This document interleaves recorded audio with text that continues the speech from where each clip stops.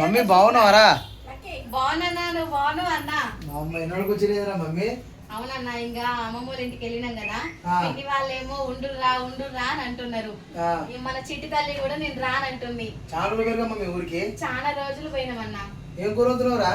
ఆలుగడ్డ టమాటా అయితే చేస్తున్నా. ఇంకా సాయంత్రం మీరు వస్తారు కదా, వేడి వేడి అన్నం వేడి వేడి కూర వండాలని అయితే నేను కూర చెప్పకుండా మమ్మీ.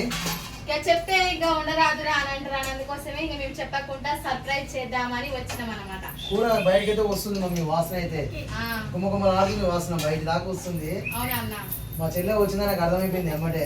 ఓకే ఓకే, ఇంకా మేము వచ్చినాం కాబట్టి ఇక నీకు ఇప్పటి నుంచి టెన్షన్ ఏం లేదు. మమ్మీ ఆలుగడ్డ టమాటో బా కూర మమ్మీ.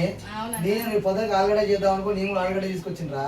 ఎందుకు ఇక మంచిగా నేను చేసిన కదా, ఇప్పుడు మంచిగా వేడి వేడి అల్లం నూరుకొని వచ్చిన ఇంటికా నుంచి. అయితే ఇప్పటి నుంచి మా చెల్లి వంట మాత్రం రోజు తినొచ్చు అన్నమాట. ఇక తినొచ్చు, టెన్షన్ అయితే ఏం లేదు.